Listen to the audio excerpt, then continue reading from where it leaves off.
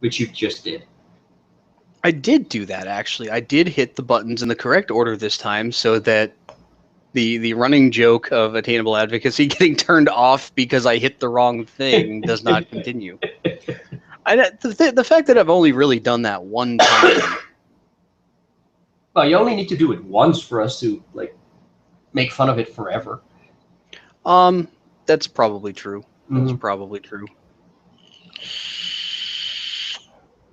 I'm sorry, I needed to vape. It's been one of those days. So, welcome to Attainable Advocacy.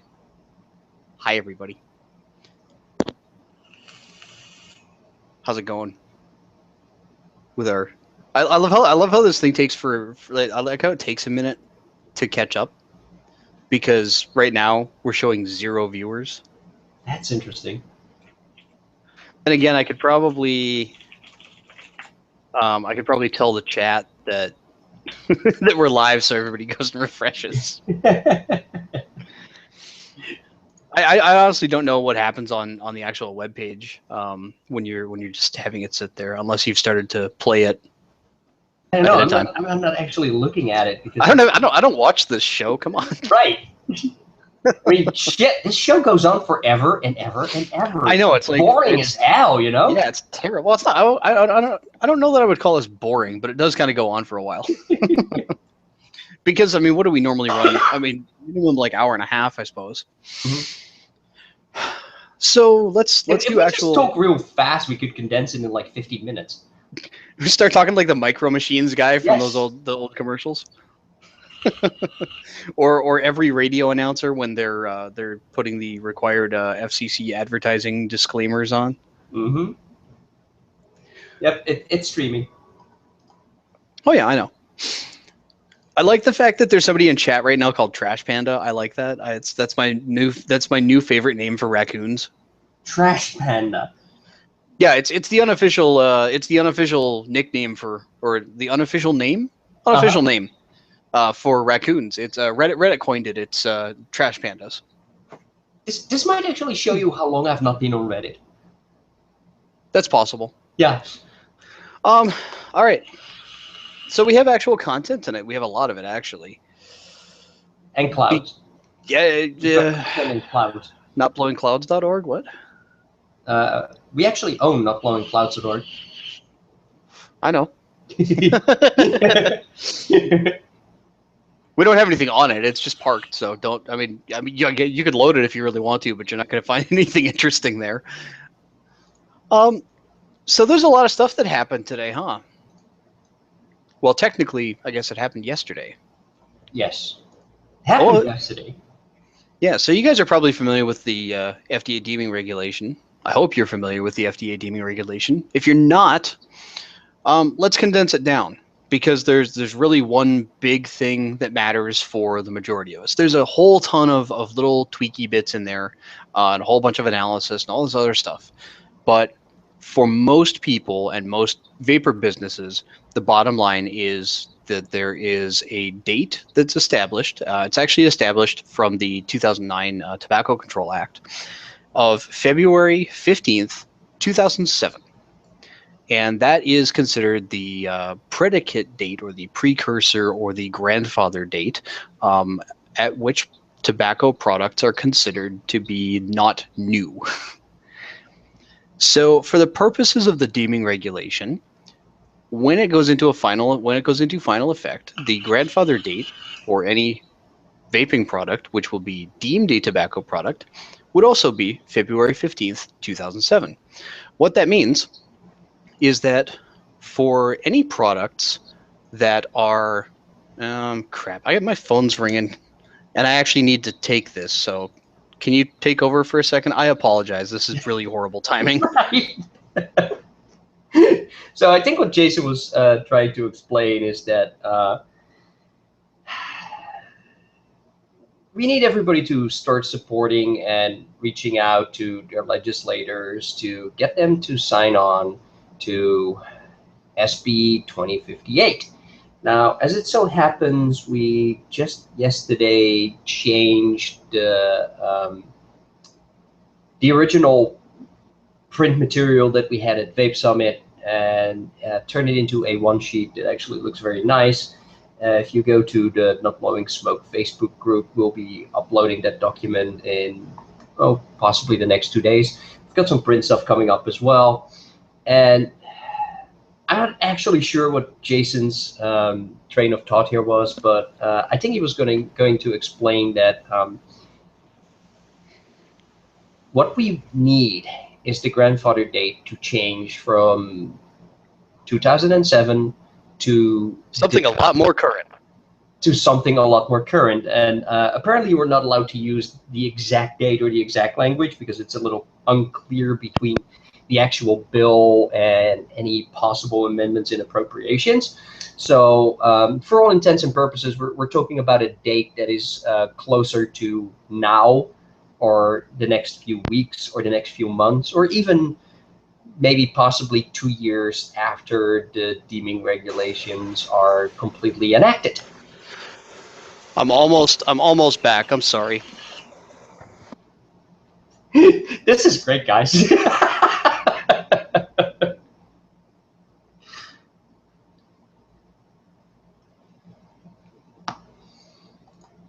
So yeah, if you haven't actually, Jason probably had the links on his machines, and I have to like look it up. But let me drop a link in chat here. If you haven't actually done this, you might want to go to this link here and follow that call to action. And if you know anybody else who hasn't done this, make sure that they get the same link, because we need a massive amount of support. Because right now, it's not entirely certain this bill will actually make it through. Right. And it's also worth noting that currently, this bill only exists in the House of Representatives. There is not, at this time, a Senate companion bill. Mm-hmm.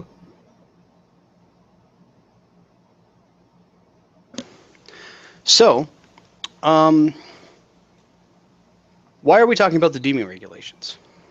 We're talking about the deeming regulations because if people haven't actually noticed, today we announced that the deeming regulations have been sent off to OIRA at OMB, which is the Office of Information and Regulatory Affairs over at the Office of Management and Budget.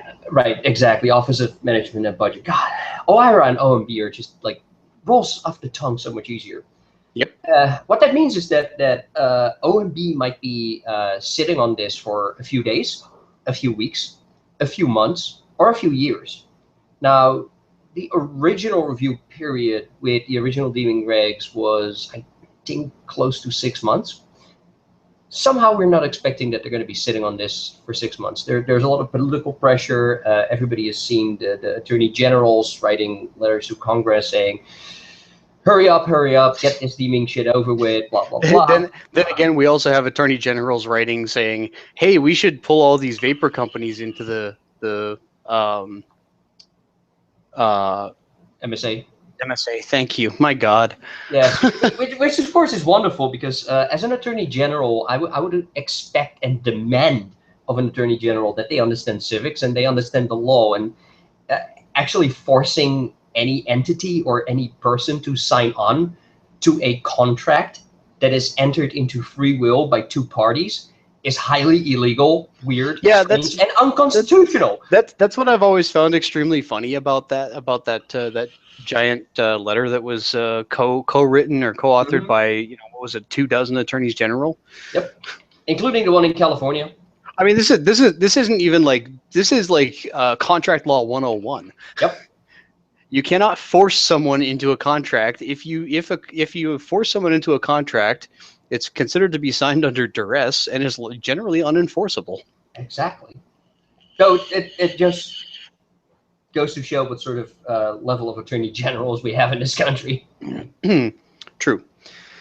I also would not be surprised if Ed's saying in chat here that FDA has officially requested expedited review. I wouldn't be surprised by that, but expedited review could still be days, weeks, months, Who knows? Yes, expedited in regulatory and government. Yeah, bearing in mind you're talking about the federal government here. Mm-hmm.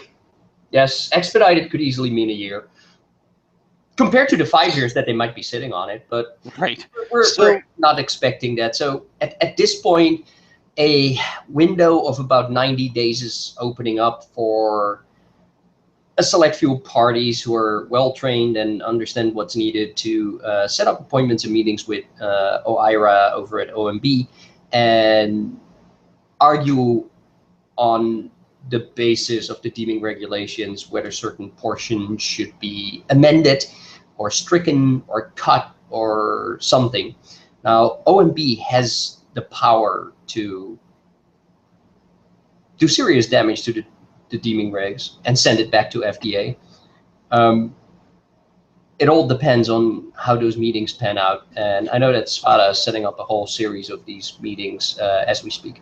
I mean, to be honest with you, I would not be surprised, given the content of their comment, if the Small Business Administration requested a meeting with OIRA either. I'm pretty sure the SBA will be having a meeting with OMB. Yeah, I mean, SBA, for anybody who didn't read the comment, and if you haven't, don't feel bad. I wouldn't expect anyone to necessarily go digging through FDA comments. But Small Business Association's comment on the deeming reg was actually extremely critical. It was very, very telling of the fact that the deeming reg is absolutely horrible for small and medium and even, for our industry, large size business. And of course, remember that even the FDA's own analysis flat out says it's in the original deeming reg documentation that they expect that under a final deeming regulation, 99% of products would be removed from the market within 2 years. Which basically means get really cozy with your views and your V2s. Right. Well, technically, though, V2, I don't believe, was around in 2007. I think it was 2009. Yeah. So even they would have to file applications. Yep. Bottom line, though, is if the deeming reg, as we know it, was put in like right now and in full effect, the only thing that would be legal to sell is cigalikes. Mm-hmm. Very archaic, ancient cigalikes. And only very specific ones. And only e-liquid that existed as of February 15th. So basically we're talking Rouen revisited. And the deeming rig itself doesn't, but there is some additional documentation that talks about it. FDA knows perfectly well what they are looking to do. Right, and even if we were to give Mitch Zeller any benefit of any doubt, Obama's appointee for Zeller doesn't look very good for us at all. Yeah, that's actually the old that appointee, if I remember correctly. I don't remember the name, but it's somebody who's got a bit of a history in tobacco control too, isn't it? Actually, it's someone with a very long history in big pharma, and used to be part of a business structure whose sole purpose was to help big pharma companies evade and circumvent FDA regulations. Got it. So on principle, that's somebody who actually would be very good, just not for us. Exactly. Yes. Not for us.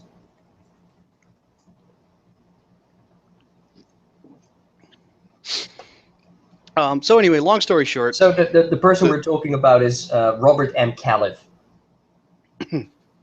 So long story short on the deeming regs. Basically, they would, within a couple of years when they take full effect, would more or less put everybody in the industry out of business. Yeah, pretty much.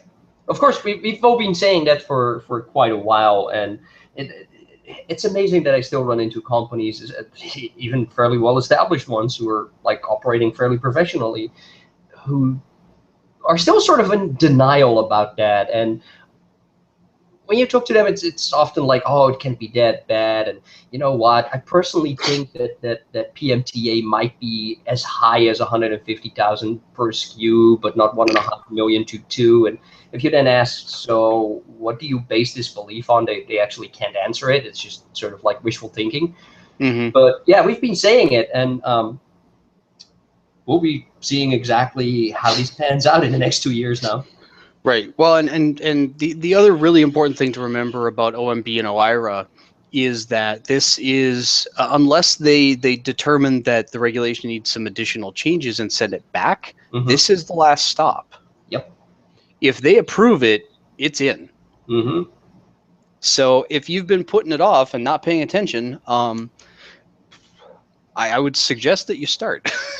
Right. And maybe this is a good time to announce that within the next week or so, or at the very latest, mid-November, you can go to fdaregs.info, where Not Blowing Smoke has started building a new website to simplify explanations on what the FDA deeming regs will actually mean, how they work, and what it means for you as a vapor, and what it means for you as a business.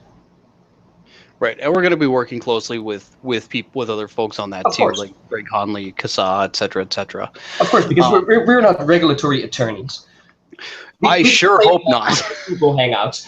Yeah, I sure hope we are not regulatory attorneys. Well, I wouldn't mind. I mean, charging $800 an hour is pretty nice. Fair point. Actually, on that note, I want to throw everybody a quick link here. Because there is actually on Thursday going to be a webinar that's being put on by White Cloud Electronic Cigarettes, and they actually have something set up here with Gregory Conley, Dr. Timothy McCauley, and Dr. Michael Siegel at 2 p.m. Eastern Time on Thursday. If you go to this website, it is free. It is free to sign up and attend this panel. So I don't know how many spots are still open, but if you are interested in what's coming down the road from an actual regulatory side of things, with people who are more experts than we are, I would strongly encourage that you sign up, and if you're a business owner, I would really, really strongly encourage you to take I just signed up, so one seat less. One seat less, nice. I'm actually still around on Thursday, so I can make that. Are you not leaving for New Orleans until until later on Thursday, right? Leaving on Saturday for. Or what the hell? New Orleans is next month. Holy crap! Yeah, exactly. Yeah. Where are you going again?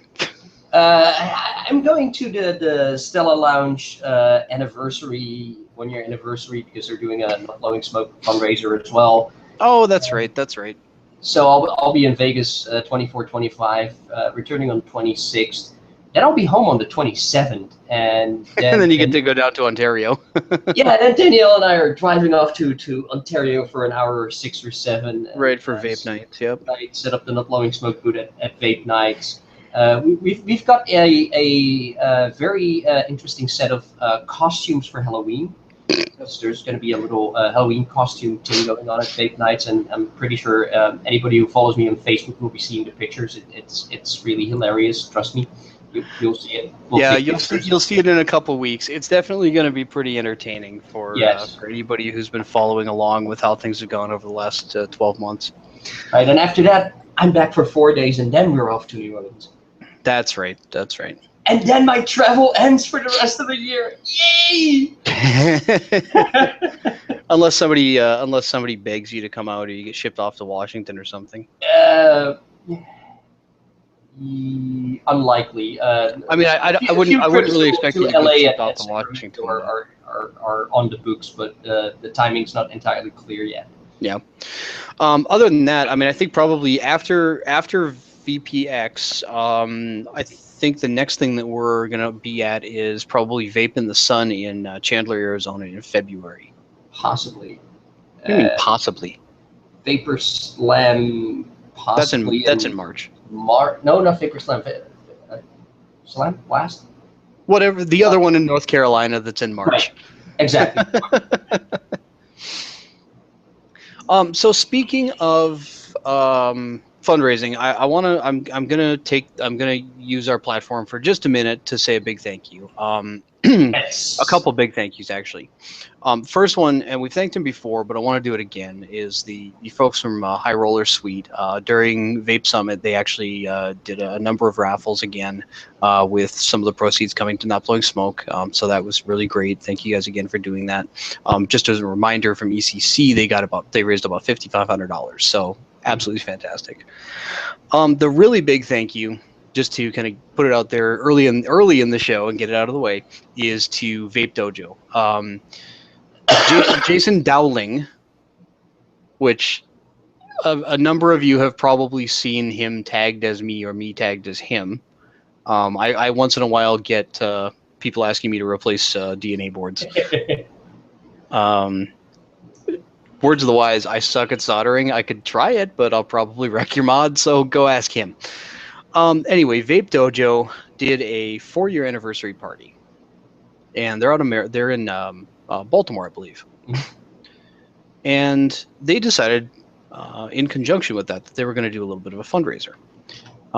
So they did a sale on some e-liquid, and they, when I say sale, I mean like 15 mils were like $1, or I don't know what it was. It was some ridiculously I think big it was sale. 50 mils for $1 and 30 mils for $2. Yeah. So that's just in case anybody's wondering, that's roughly about cost. And if you were at Vape Summit, you already know this. If you weren't at Vape Summit, you've probably seen a picture of it. It occurred to me also that we need to get this posted on the page and Instagram. Mm-hmm. Vape Dojo collected $25,000, and they give us a ludicrously big novelty check at Vape Summit. So guys, thank you very, very much for that. It's huge. That's a huge amount of money, and we definitely will use it well. So, thank yous are out of the way. Deeming reg's out of the way, kind of. OIRA's out of the way.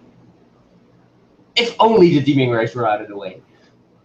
Well, as a topic of discussion for tonight, they're out of the way unless people have questions, which, that's fine too. What else do we have this week? We have this may actually end up being a short show for a change. That'd be kind of nice, huh?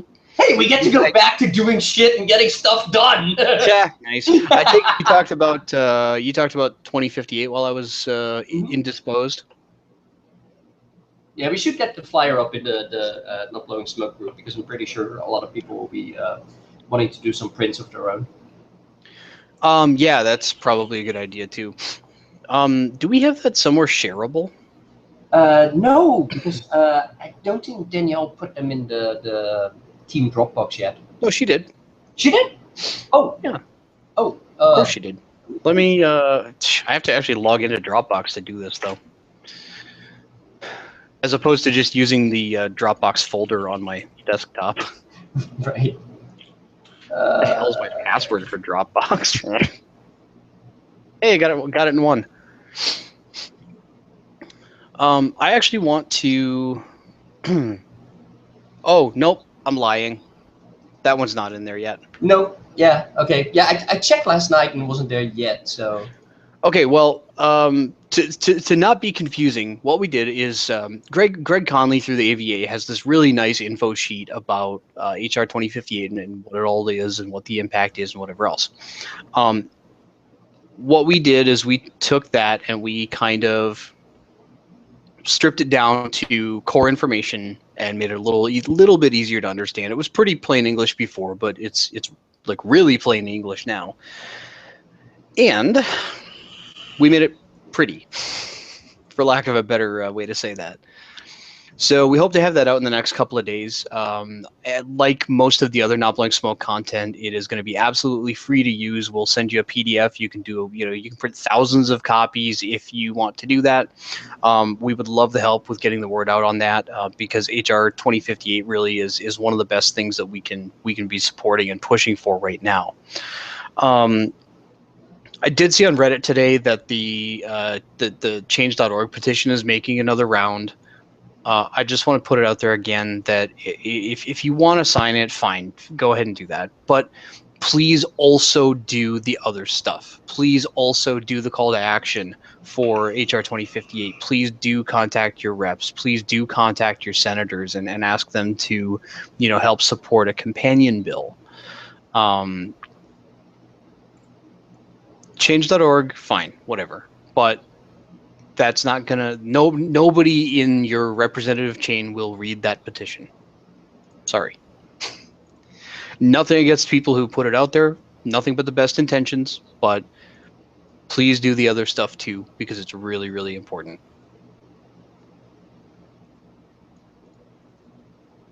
So let's talk about this news article. And I use that term very loosely.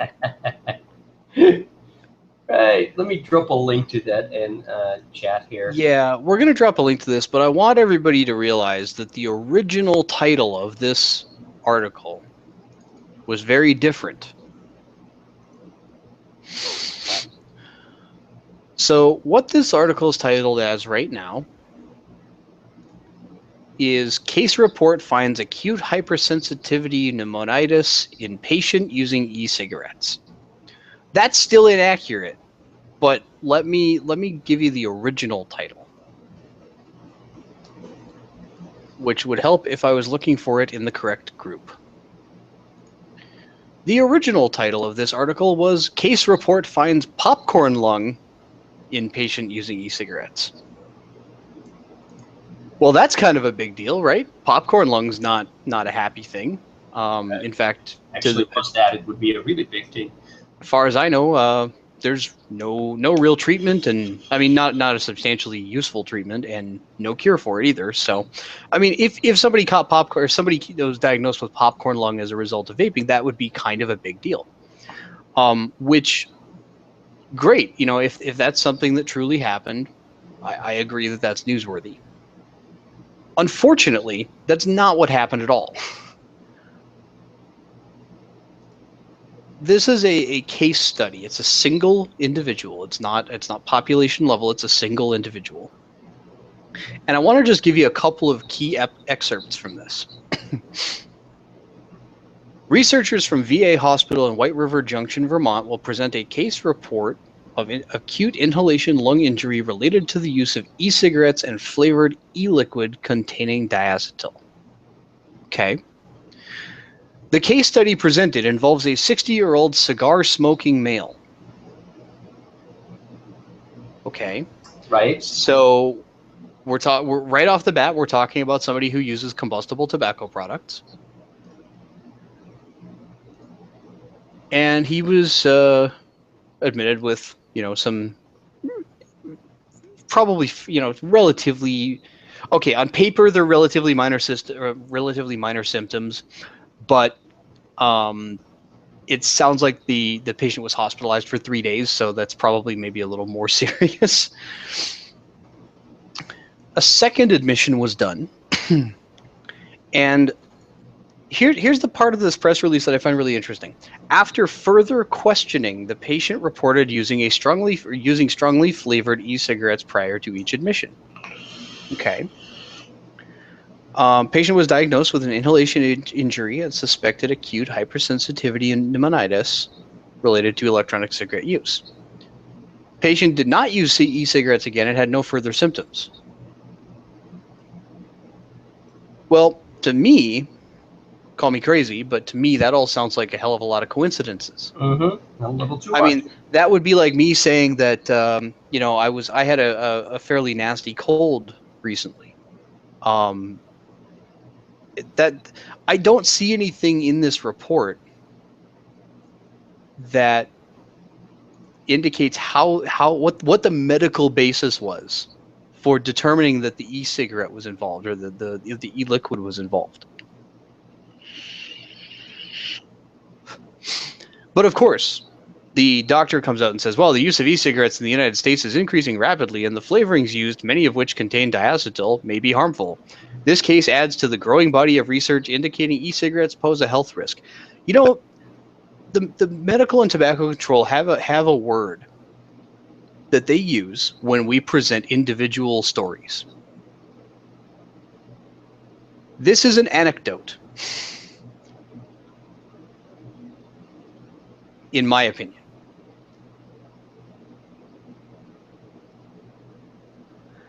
Well, if you've got enough anecdotes, it's almost statistically viable. But but I mean, like one individual occurrence strikes me as, I mean, this could be anything. It could be the fact that the individual is 60 years old. It could be the fact that they are a cigar smoker. It doesn't specify. I will note that this press release does not specify. Because again, we're doing science by press release. The study data isn't available as far as I've seen.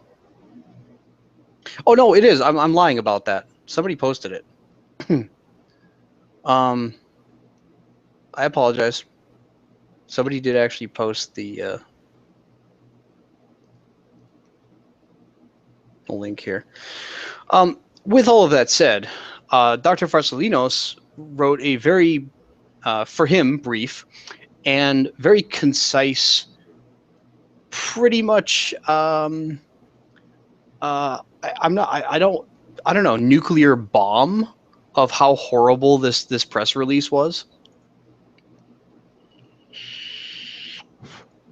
Costello is telling us that 60 is not old. I didn't say that it was.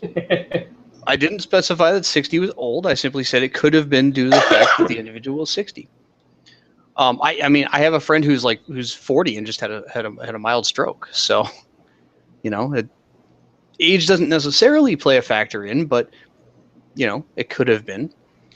In any case, in addition to all of this fun stuff, and I'm not one to point at conspiracy theories, but it's very suspect to me that this group of researchers released this exactly 4 days after they announced a partnership with the American Lung Association. Oh, that has nothing to do with conspiracy. That's just a fact. Well, right. But I'm just saying, we all know how the American Lung Association is violently anti-vapor. Well, and this is, I find this whole thing really, really quite strange, because there's also no mention of whether or not this person is a smoker, like smoking cigarettes. There's no mention. Likely, I mean, most cigar smokers also smoke cigarettes. I think that's probably true. Yeah. There's also no mention of what the specific type of e-liquid was, how much they were using the device. Could it be an allergic reaction? Absolutely. Could it be a real thing that happened like that? Yes, it could. But I really struggle with, number one, the fact that people who are supposed to be medical professionals blatantly misrepresented what their findings were. This isn't a case of, this isn't like the formaldehyde thing where technically the science is valid, it just wasn't useful. Because the New England Journal of Medicine, the big controversy there, technically the science is correct in the sense of what they did is a the result is a valid scientific result, but it doesn't prove what they wanted it or what they were saying it proved. In this case, it was just blatant. There was absolutely no, I mean, to go from a condition that can be treated in a couple of days with antibiotics to saying it's popcorn lung or bronchiolis obliterans, that's absolutely ludicrous. I mean, that would be, again, using the example of getting a cold. It would be like saying I got the cold and instead was treated for Ebola. I mean, come on. I'm just getting text messages here from someone saying, you might want to wave at me, and implies that diacetyl is actually fairly yummy. So I'm very tempted to just go like, hi, maybe you should ask your girlfriend whether you want any butter on that popcorn lung. Wow. Wow. That's like the vaping equivalent of a Family Guy joke. So in any case, the bottom line I have with this thing is that there's just not anywhere near enough information that's published to actually tell if what they're saying is even remotely valid. Because there's too many potentials of the situation of the patient that are simply not disclosed. We're once again into this mode of science by press release, which pisses me off because you're not talking about real study data there. You're making a press release to make the study say whatever the hell you want it to say. Right. And that's become a growing problem in American media that I think it's being addressed from a few specific situations. I've seen people talk about poor reporting on science. But the sheer level of this one is almost inexcusable. And while I appreciate that Eureka Alert posted a correction, I would have much preferred if they had formally retracted that story. I think that's a little much to ask. You think it is a little much to ask? Well, considering who we're dealing with. Well, I mean, I guess if the study authors of the New Jersey or the New Jersey Journal of Medicine, New England Journal of Medicine, those study authors have basically told everybody to get lost. That's been asking them to either retract or at least revise their data or revise their conclusion stuff to reflect reality. So if we're going off of what we've seen recently, we can expect to see that this group of researchers is awarded a grant from NIH within the next 6 weeks, probably for about $2.5 million.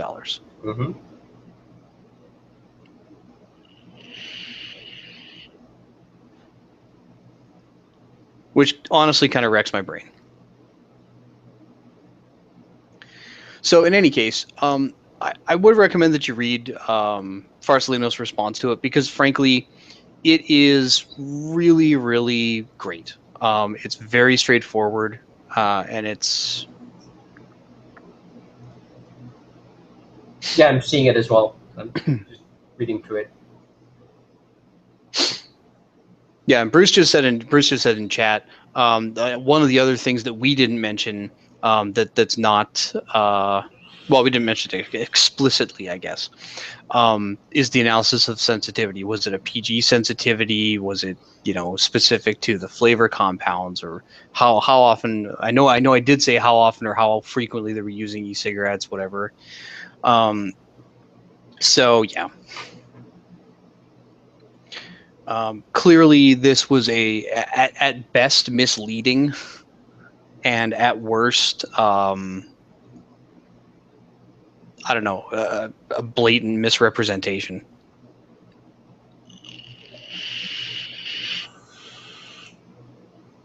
Yeah, it's not like we've seen that before from the ALA, right? Right. Well, and I guess I'll give Eureka Alert a little bit of a pass on this one because they do disclose, as has been pointed out in chat, Eureka Alert does flatly disclose on the pages that they are not responsible for the content. They're a press release kind of thing. So, Chess, the organization that did the study, fine. Bottom line, at best, it's misleading. At worst, it's blatant misrepresentation.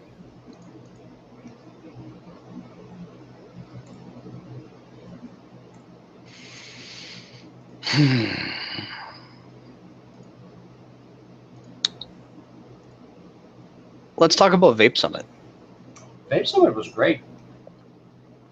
Contrary to a lot of crap I see out there, Vape Summit was actually great. Yeah, I mean, by comparison, I mean, like a lot of people heard horror stories from last year. And honestly, I heard the same horror story from enough people that I believe that there was some serious issues with Vape Summit last year. I can tell you that our experience with them was fantastic. Yep. They were very, very professional. There was a dinner ahead of time related to or there was a dinner the night before everything got started. They had good industry speakers. Greg Conley said a few things. Stefan got up and said a few things. They had a couple of speakers from Elixa Health Associates. Who else?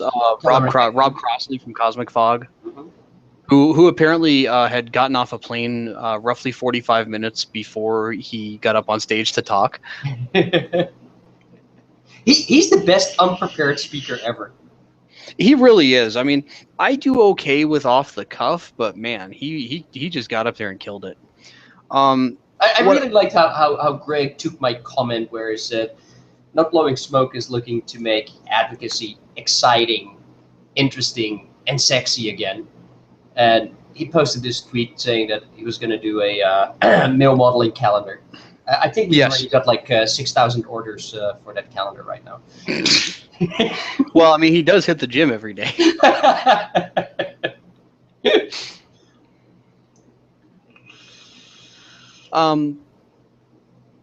In terms of the event there, all of the vendors, and I fully admit that other people could have had different experiences from us, but our experience was that each vendor had, they kind of had things blocked off in terms of staff. Vendors had a specific staff contact person that they could reach out to with what, you know, if they needed something. We actually got one of the main organizers of Vape Summit as our liaison. So hey, RB, thank you again. But for example, I mean, the general admission days were kind of crazy, like they always are when you throw the public into the general public into the mix. But the B2B days, the business days, really felt more like a traditional trade show environment in a lot of ways. I mean, yeah, of course, there's vapors running around. There's people on the little the little hoverboard scooter things, fine, whatever. But in terms of the look and feel, it kind of looked and felt like a conventional trade show. I mean, there was, the event staff, all the Vape Summit staff were running around. They're being very, very professional. Registration was not too bad of a mess. And even the conference center staff were very helpful. At one point, we asked them, "Hey, can we grab some extra chairs? Just a couple." And they said, "Yeah, no problem. We'll get that hooked up." So, 30 minutes later, 30 to 40 minutes later, convention center staff rolls up with a rolling cart and half a dozen chairs, and we're like, "Well, okay, we don't need 6, but thank you." Well, we did have that enormous 20 by 40 space that basically had our 2 tables, AVA, and uploading. Yeah, that's true space. I mean, shout outs to Vape Summit for giving us, a booth that probably would normally cost quite a lot of money. But it was also about triple the amount of space we actually needed. So just as a quick FYI, if anybody wants us to attend an event, a 10 by 20 would be fantastic, but a 10 by 10 is also perfectly fine. A 20 by 40 is not anything close to what we can fill up. Right. With that said, Vape Summit was a lot of fun. We got to have a lot of really, really great conversations. We got to I got to touch one of the big giant stupid novelty checks. That was kind of entertaining. But really, it was just, I mean, it was a very, very good experience. We talked a little bit after ECC about pluses and minuses, and I recall that we said, there was a lot of stuff that ECC really didn't do very well. There was some stuff they did okay, but there were definitely some problems. Vape Summit made sure that we had ample stage time. We actually had, we didn't use the entire time, but we were actually blocked off for 40 minutes, I think. Yep. On the main stage. And I also want to give credit to the consumer attendees, because even by the end of by the end of it, where we did take a solid 20 minutes at least. Yep. There were still about 200 people in front of the stage listening. Yep. And I was really impressed by that, because. And we weren't even throwing bottles into the crowd or any of that. Right. That said, I think we actually do we do have one other thank you to throw out there, Yep. and that's to James at RigMod. Yeah, James at the Vape Amp or Vaping American Made Products, which is the guys, the folks that make the rig. They actually donated just for giveaways, just for fun. There was no nothing to it other than just a hey, if you want to have a little extra something to keep people engaged and entertained, here. And what they did was they had brought a laser engraving machine to Vape Summit. And they laser engraved 2 rig mods that have the Not Blowing Smoke logo on it, which we thought was pretty cool. Which are now the only 2 rig mods in existence that have a very deep engraved Not Blowing Smoke logo on them. Well, they're the only mods, period, that have a deep engraved Not Blowing. Well, I mean that we know of anyway. Yes. This is what I should say. That they're the only ones we know of. I mean, if somebody went and did a laser engraved job on their own mod, okay. Anyway, it looked really nice. I got to put on the glasses and watch the laser while it was going. That was pretty interesting. But that was really cool, and it was totally unprompted too. They just James swung over and was like, "Hey, do you want? We could do this for you. No big deal. Do you want it?" Okay. Yeah, of course. First reaction was, "Oh, wow, yeah, sure." You're right. Like, no, thanks. And then Bruce has brought up, he's helping to run the show even though he is not on the show right now. FDA is not what we're going to talk about because I misspoke. FTC has put out a request for comment because they are looking at collecting information on the vaping industry. Yep. What a surprise. And they've asked OMB for a 3-year period to collect that information. Yeah.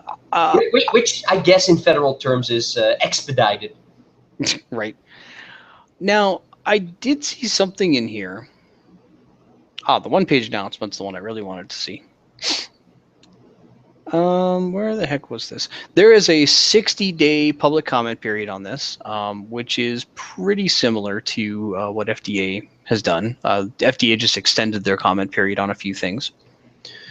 So they are looking to, they are looking for input on whether the FTC should seek to collect data regarding various types of products sold and given away, flavors and nicotine strengths of those sales and giveaways, various sizes and liquid capacities of disposable e-cigarettes, cartridges, and e-liquid sold and given away, whether the company sells directly to consumers or to wholesalers and distributors.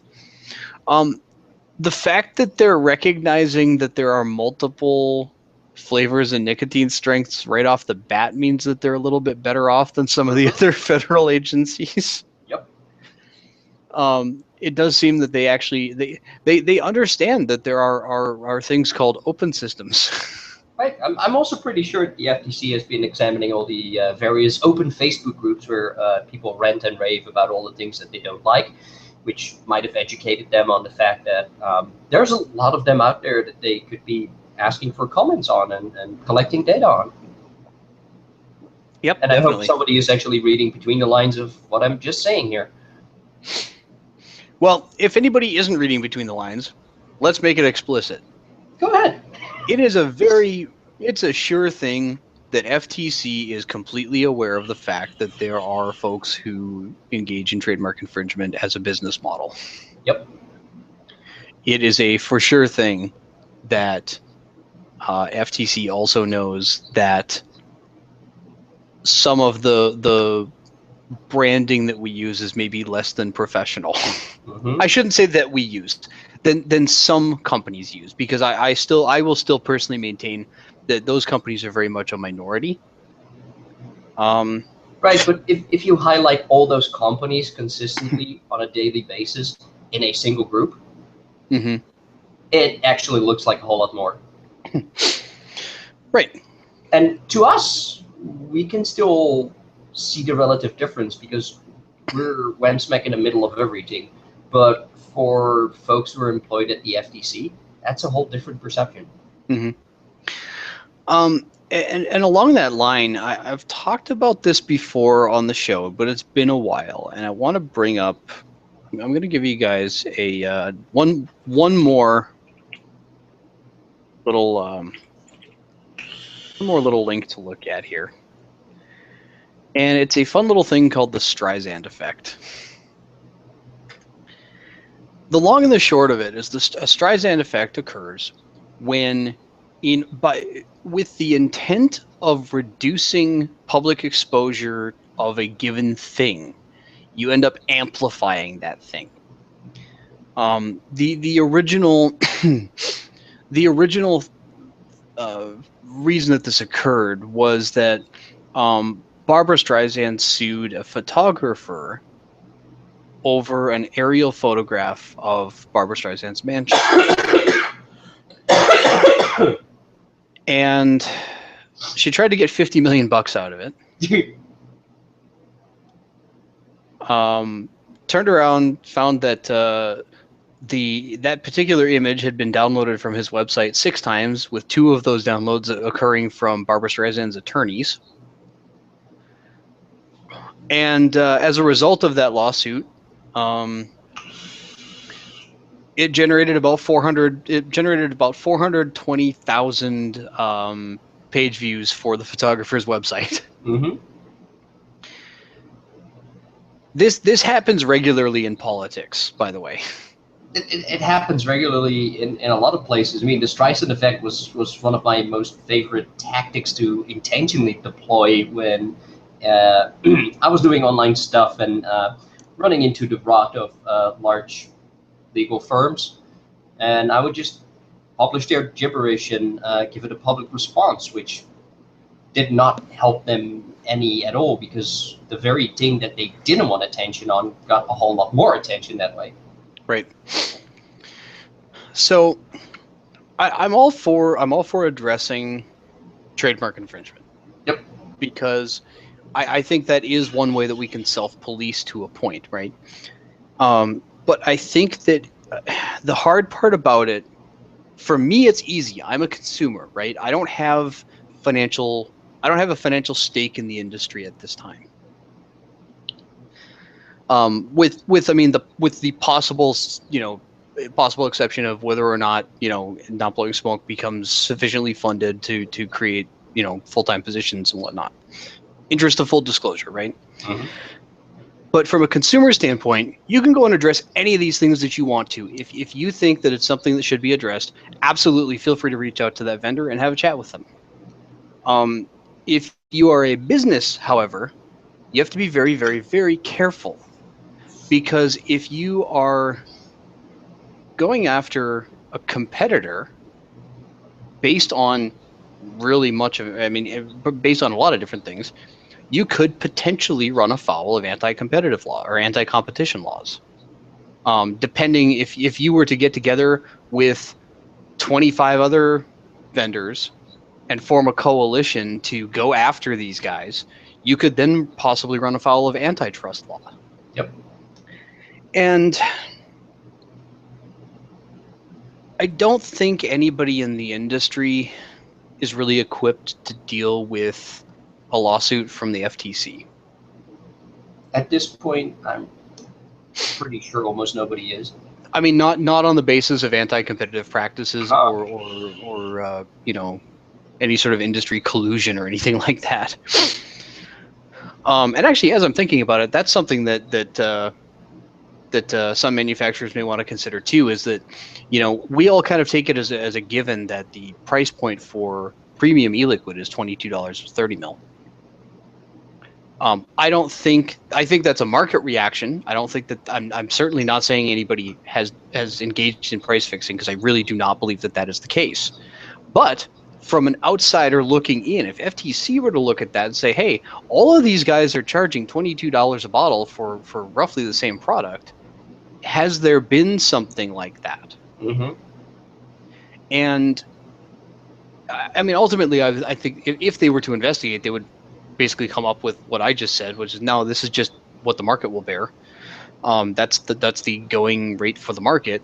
But that investigation could end up being very, very costly for a lot of people, because you'll be wasting time talking with government bureaucrats. Right. And you know what? You never know what else they might find that is not entirely in order in your business. Because you know what? Every business has stuff that's not entirely in order. Yeah. It'll cost you more time, more energy, more money. And so getting back to the concept of like labels and things like that, if you're a consumer and you think that somebody is doing something that they probably shouldn't be, like if it's something that's probably illegal, like trademark infringement or legally actionable, I mean, feel free to point it out to them. Absolutely. If you're a business, you can still do that. You just have to do it carefully. I mean, don't attack them, right? Go after it from a, hey, let's have a chat kind of way. You know, you're helping them out because they may not understand. You know, the last time we talked about this, we kind of said that there's a lot of people in the industry that this may be their first time that they've owned a business, or the first time that they've opened a business where intellectual property mattered. Mm-hmm. Because of the proliferation of file sharing and everything in the late 90s to mid 2000s, you end up in a scenario where a lot of people who are my age or a little bit younger, 35 and under, tend to have this sort of weird amorphous view of intellectual property rights, which boils down to, well, if I'm not making money at it, I can do whatever I want. Also known as the Napster generation. Right. Which in a lot of cases, to be fair, in a lot of cases, that's completely true. If you're not making money, that's, if it's non-commercial use, that's one of the things that you look at in a fair use determination. But when you blast it all over creation, let me use an example. I saw. And I'm not going to get into the specifics of this. I'm talking purely about, what did I see online? So I saw the initial post about Dr. Crimmies. And like I said, I'm not going any further than that, except for the post itself. Within 48 hours, I saw it posted by no fewer than 12 other people. If I assume that each of the people who posted it probably had one or two of their friends share that post, and if all of those people had one or two people share it, all of a sudden you have a thing that, 1,000 people have seen in the space of 24 hours. Or depending on how things are working specifically, it could be 50,000. It could be 100,000. When Not Blowing Smoke launched, 100,000 page views in 24 hours, or 36 or whatever it was. 100,000 unique visitors. Right. So 100,000 people in 24 to 36 hours. I mean, I would be shocked if at least one of those people didn't work for the government in some capacity. Mm-hmm. There are issues in the industry that we need to address. There absolutely are. Just an interesting question through private chat here. How do we deal with people like, I'm not going to mention the company name, that are refusing to conform to changes sweeping the industry in terms of packaging and labels? Well, here's the thing. If it's a trademark thing, that's as simple as sending a quick email to the company that owns the trademark. You don't need to make a big deal out of it. You just get in contact. Let's use Kellogg's or General Mills, for example, because they're definitely two companies that have had some infringing stuff out there. Right, and the trademark owner has to act, must act, even if they don't care. They must act in order to preserve their trademark. Yep, because if you wanted to, and I mean if you cared to and had the money to do it, which if you're talking about a big company like Kellogg's and General Mills, I think would be a little bit costly. But let's say Kellogg's, what does Kellogg's make? Kellogg's Corn Pops, right? Let's say somebody made a Corn Pops e-liquid and used the labeling and whatever else. If Kellogg's opted not to do anything about that once they were notified of it, once they were made aware, technically somebody could then turn around and file a lawsuit to have their trademark invalidated. Or a request. Is it a lawsuit or a request? Well, I guess it could be either one technically. Because U.S. trademark law does actually have a mechanism for removing a trademark. Yep. Now, is that likely to happen? Probably not, especially not with a bigger company, because that request is going to get routed from wherever it comes in, and it will get sent to their intellectual property division and their attorneys. Most likely, a paralegal will look at it and then pass it off to the attorney for a kind of thumbs up to go engage, and then you'll get a letter from, if you're lucky, you'll get a letter from Kellogg's that says, "Quit doing that. Stop it." This is in legal terms. If you're really lucky, you might actually get a letter from Jack Daniels saying, "Your book cover looks exactly like the labels on our bottle. You know what? The next time you're doing a print run of the book, let us cover the cost." Because we understand it's really expensive to redesign everything. Mm-hmm. And that's a great example, because that's like the opposite of the Streisand effect, where they did something that was kind of cool, with no real motivation other than to not be jerks about enforcing their intellectual property rights. And then it blew up into this viral thing because, well, it was a fairly large company that makes a lot of money being really, really generous about their intellectual property. Yep. Got them a lot of PR points. Also got a lot of attention on the book. Yeah, so I mean that's a situation that's a win-win, but that's going to be vastly the minority of situations. Yes. And guys, let me tell you, the one thing that I never ever want to see, and for all of you guys out there that are putting Star Wars shit on mods and on e-liquid and things, please stop. For the love of God, please stop. Consider this a personal request.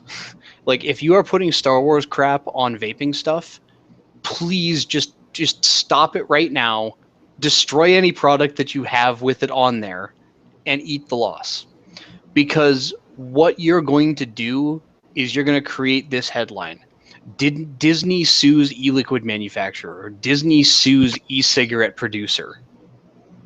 That's the headline. They will, because Disney is one of the companies that I used to work with in my previous life, and it's a company where the legal red tape is the thickest I've ever seen in any large corporation. Yeah, I mean, let's be very clear. Disney is one of the most litigious companies in the United States when it comes to intellectual property, because that's their entire product. Yep. I mean, everything that Disney has is based on their intellectual property and their ability to market merchandise for their movies. And given that Lucasfilm is now owned by Disney, or Marvel is another one. But here's the thing: if you get something that's a subsidiary of Disney, you will not be sued. I mean, Marvel sues e-cigarette company would be just as bad. But if it's a subsidiary of Disney, Disney is going to be the one to initiate the legal action, and then there's your headline. But anyway, if you have a conversation with somebody, they don't want to change it, and they are infringing based on trademarks, just notify the trademark owner, as long as you know what it is. As long as you know who that is. If you don't, it's usually not too hard to figure it out. If you want some guidance, feel free to hit us up. Or, there's a few people that could probably help you out with that too. If it's not trademark and it's just a label that you object to, that's a little tougher, right? Because that becomes a subjective judgment.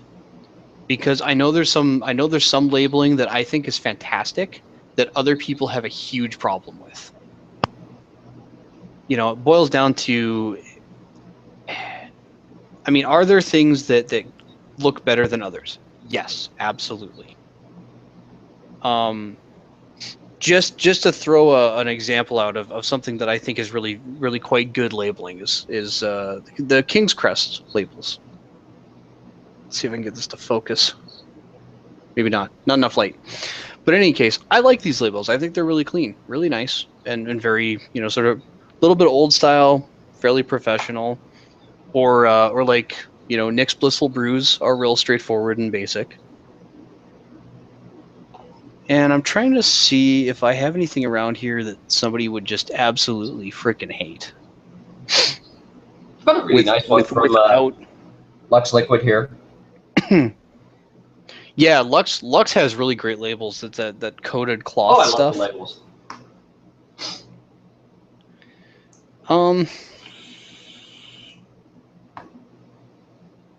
I actually don't have anything at hand with really awful labels on it. Anyway, we've talked about kind of funky labeling in the past.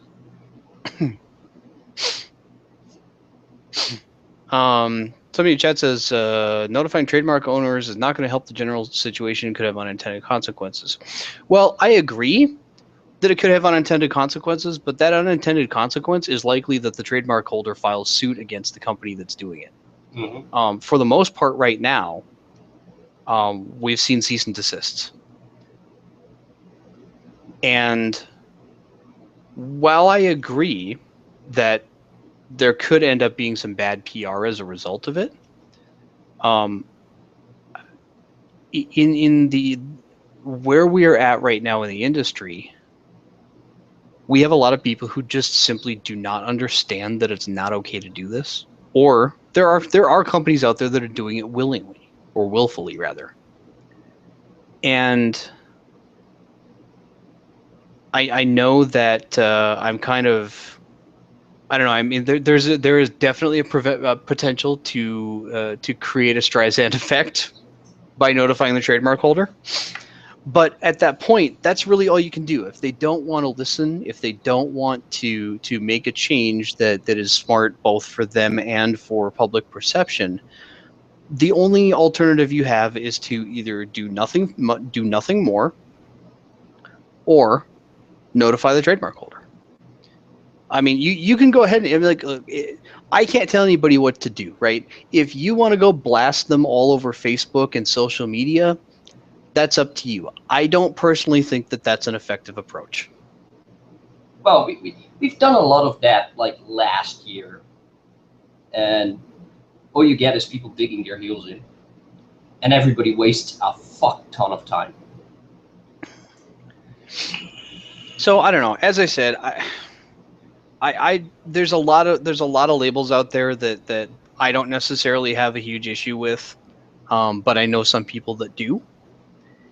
I know that there are labels that I have an issue with that other people don't. That's the problem with it too. Outside of the trademark issue, it's 100% subjective at that point.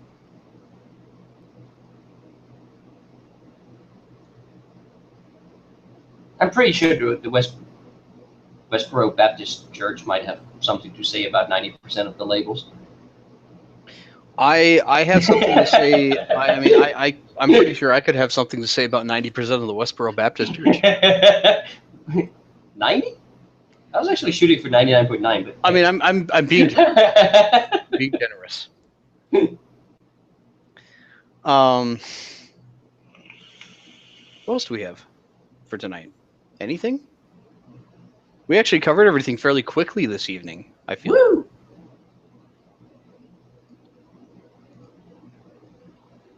What do you think? Anything else? Anything else? No? No. Didn't have anything on the schedule, really. I mean, my entire day is being derailed with OMB. I can't imagine why. I mean, it's not like you're talking to the president of SFATA or any. Oh. And the worst part is that there's like a list of like 12 people I need to return calls from that I just haven't even gotten around. Nice. Yeah, I think that's kind of I kind of feel like that's it for tonight. We actually hit all of our talking points for the evening pretty well. I'm going to do the thing I usually do and go back and check. All right, what did I post? What did I say on the Attainable Advocacy Facebook page that we were going to talk about tonight? And that we ended up not talking about. No, actually, we talked about everything. No, we covered it. We talked about the deeming regs. We kind of did a quick little re-synopsis of it. We talked about OMB and OIRA. We talked about HR2058. We talked about Vape Summit. We did a couple of thank yous. Yeah. And then we added some extra stuff to cover the and more. Yeah. So what do you think, guys? Chat, you got about 30 seconds if you want to ask a question that you want us to tackle. We can certainly do that. Right. We would have to give them 30 seconds since we're on a delay.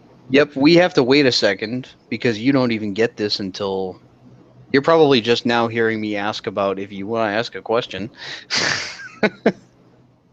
So we'll give it a second, and then if not, if nobody's got additional stuff they want us to touch on, we can sign off for the night. And get back to getting stuff done.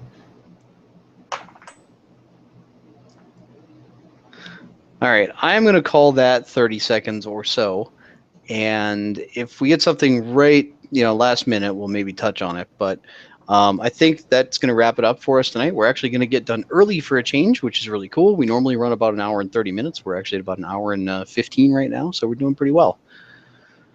All that said, thanks for joining us tonight. As always, thanks for the chat. Thanks for contributing. We appreciate it. If you have not already done so, please go check out the link to the CASA call to action for HR 2058 and do that. It is going to take you about 30 seconds to 2 minutes. So I know you've got 2 minutes that you can spend.